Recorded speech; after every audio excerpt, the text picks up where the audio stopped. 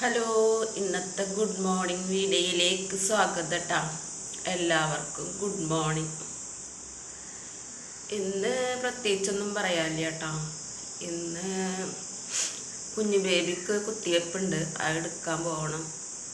ആ തിരക്കിലാണ്. വീഡിയോ എടുക്കാനൊന്നും സമയമില്ല, എന്നാലും വന്നിട്ട് എല്ലാവർക്കും ഒന്ന് ഗുഡ് മോർണിംഗ് പറഞ്ഞ് പോവാച്ചിട്ട് വന്നതാട്ടോ. ഇന്ന് കുഞ്ഞു ബേബിയുടെ 45-ാം ദിവസത്തെ 1.5 മാസത്തെ കുത്തിവെപ്പാണ്. അതെടുക്കാൻ പോകണം. അതെടുത്ത് കഴിഞ്ഞാൽ കുഞ്ഞു ബേബി 2-3 ദിവസത്തിൻ്റെ ഉള്ളിൽ അവരൊപ്പാൻ്റെ വീട്ടിൽ പോകട്ടാ. പിന്നെ ഈ മുല്ലപ്പൂ കണ്ടിട്ടുണ്ടോ? ഉണ്ടായിട്ടുള്ള മുല്ലപ്പൂ വീട്ടുകളിലൊക്കെ ഉണ്ടാവും. നമ്മൾ വാങ്ങണ മുല്ലപ്പൂ അല്ലത്, ഇത് വീട്ടുകളിലൊക്കെ ഉണ്ടായിട്ട്. ഈ പൂവിനെ 2 ആക്കാൻ പറ്റും കേട്ടോ. 2 ആക്കാൻ പറ്റും. ഇതിൻ്റെ ഉള്ളിൽ നിന്ന് ഒന്നും കൂടി വരും. നോക്കട്ടെ ഏട്ടാ, കിട്ടുമെന്ന്. ഇന്ന് രാവിലെ ഇവിടെ നിന്ന് മുറ്റത്തുനിന്ന് കിട്ടിയതാട്ടെ 4 പൂവ്. ഓക്കെ, ഉണ്ടോ? ഇതിങ്ങനെ 2 ആക്കാൻ പറ്റും. ഇതിൻ്റെ ആ ഞെട്ടി ഉണ്ടാവുമല്ലോ പൂവിൻ്റെ, അതിനൊന്ന് പ്രസ് ചെയ്ത് കൊടുത്താൽ അതിനുള്ളിൽ നിന്ന് ഇങ്ങോട്ട് തുറച്ച് വരും. 2 കണ്ട, ഒന്നിതാ.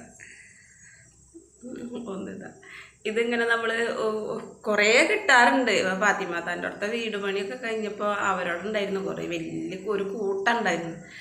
അതിൽ കുറേ പൂവ് കിട്ടായിരുന്നു. ഒരു ബക്കറ്റ് പൂവൊക്കെ കിട്ടുമായിരുന്നു.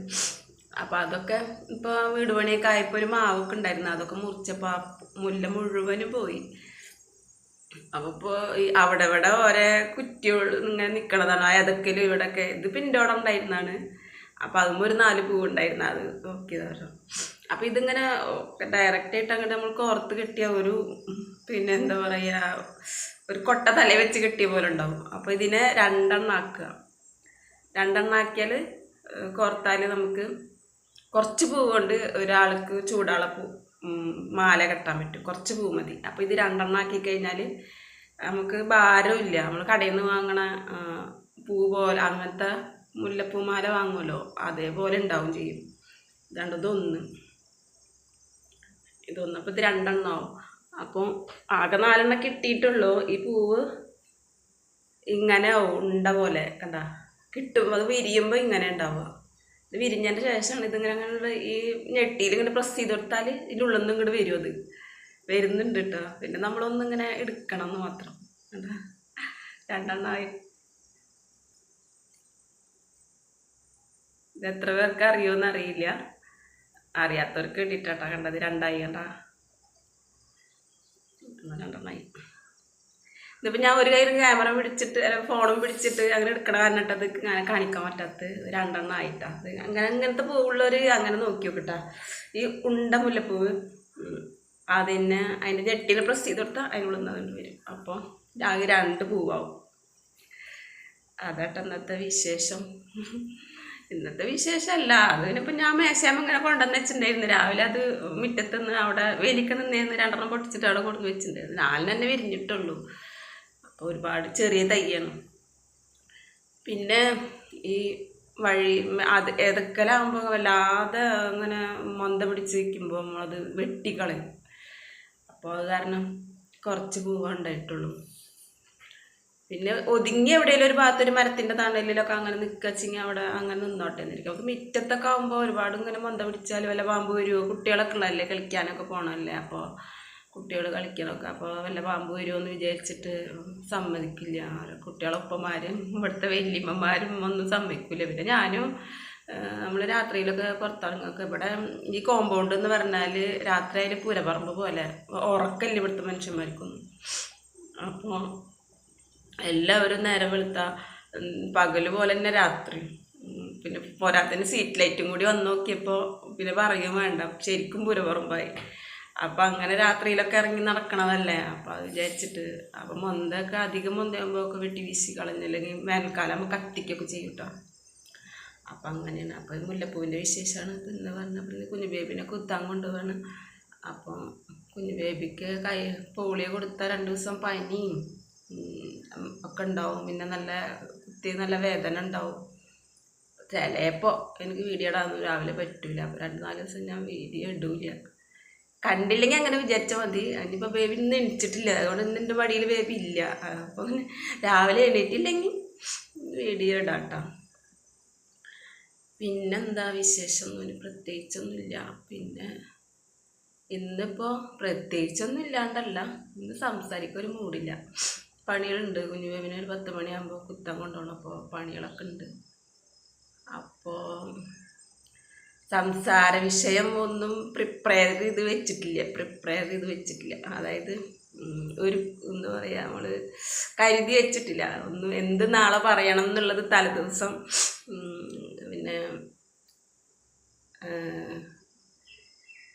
എന്താ പറയുക, അങ്ങനെ നാളെ ഇന്നത് പറയാമെന്ന് മുന്നേ തന്നെ മുൻകൂട്ടി റെഡിയാക്കി വെക്കാറുണ്ട്. ഇന്നലെ അപ്പോൾ അങ്ങനെയൊന്നും ചെയ്തിട്ടില്ല. അതുകൊണ്ട് പിന്നെ ഒന്നൊന്ന് പറയാനായിട്ടൊന്നും പറയാന്ന് വെച്ചിപ്പോൾ പ്രിപ്പയർ ചെയ്ത് വെക്കൊന്നും വേണ്ട, എന്നാലും പറയാനൊക്കെ ഉണ്ട്.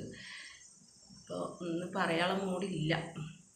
പിന്നെ വേറെ ന്യൂസ് കിട്ടും, ഫക്രുദ്ദീൻ പന്താവൂർ അവനെന്താ പോലീസ് അറസ്റ്റ് ചെയ്തെന്നൊക്കെ പറഞ്ഞിട്ട് 2-3 വീഡിയോയിൽ കണ്ടിട്ട് ഞാനത് എന്താ കാര്യം എന്ന് പറഞ്ഞാൽ, എല്ലാവരുടെയും കാട്ടി മറ്റുള്ള യൂട്യൂബർമാരും പിന്നെ റിയാക്ഷൻ വീഡിയോ ചെയ്യുന്ന ആൾക്കാരിനേക്കാൾ ഡീസൻ്റായിട്ട് നല്ല രീതിയിൽ തന്നെ പിന്നെ റിയാക്ഷൻ വീഡിയോ ചെയ്യുന്ന ആളാണ് ഫക്രുദ്ദീൻ പന്താവൂർ. ഞാൻ അയാളുടെ വീഡിയോ കാണാറുണ്ട് കൂടുതലും.